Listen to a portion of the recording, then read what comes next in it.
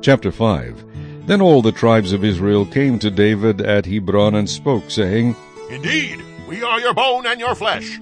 Also, in time past, when Saul was king over us, you were the one who led Israel out and brought them in. And the Lord said to you, You shall shepherd my people Israel, and be ruler over Israel. Therefore all the elders of Israel came to the king at Hebron, and King David made a covenant with them at Hebron before the Lord. And they anointed David king over Israel. David was 30 years old when he began to reign, and he reigned 40 years. In Hebron he reigned over Judah 7 years and 6 months, and in Jerusalem he reigned 33 years over all Israel and Judah. And the king and his men went to Jerusalem against the Jebusites, the inhabitants of the land, who spoke to David, saying, You shall not come in here, but the blind and the lame will repel you, thinking David cannot come in here. Nevertheless David took the stronghold of Zion, that is the city of David. Now David said on that day, Whoever climbs up by the way of the water shaft and defeats the Jebusites, the lame and the blind, who are hated by David's soul, he shall be chief and captain.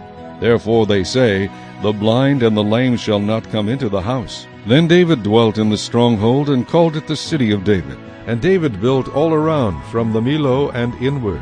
So David went on and became great, and the Lord God of hosts was with him. Then Hiram king of Tyre sent messengers to David, and cedar trees, and carpenters, and masons, and they built David a house. So David knew that the Lord had established him as king over Israel, and that he had exalted his kingdom for the sake of his people Israel.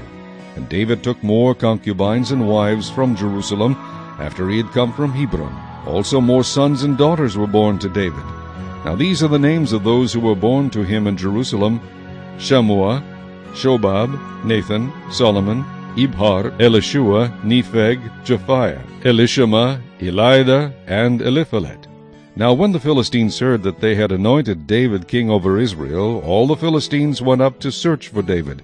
And David heard of it, and went down to the stronghold. The Philistines also went and deployed themselves in the valley of Rephaim. So David inquired of the Lord, saying, Shall I go up against the Philistines? Will you deliver them into my hand? And the Lord said to David, Go up, for I will doubtless deliver the Philistines into your hand. So David went to Baal Perazim, and David defeated them there. And he said, The Lord has broken through my enemies before me like a breakthrough of water. Therefore he called the name of that place Baal Perazim. And they left their images there, and David and his men carried them away.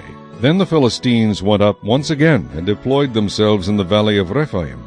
Therefore David inquired of the Lord, and he said, You shall not go up. Circle around behind them, and come upon them in front of the mulberry trees. And it shall be, when you hear the sound of marching in the tops of the mulberry trees, then you shall advance quickly. For then the Lord will go out before you to strike the camp of the Philistines. And David did so, as the Lord commanded him, and he drove back the Philistines from Geba as far as Gezer.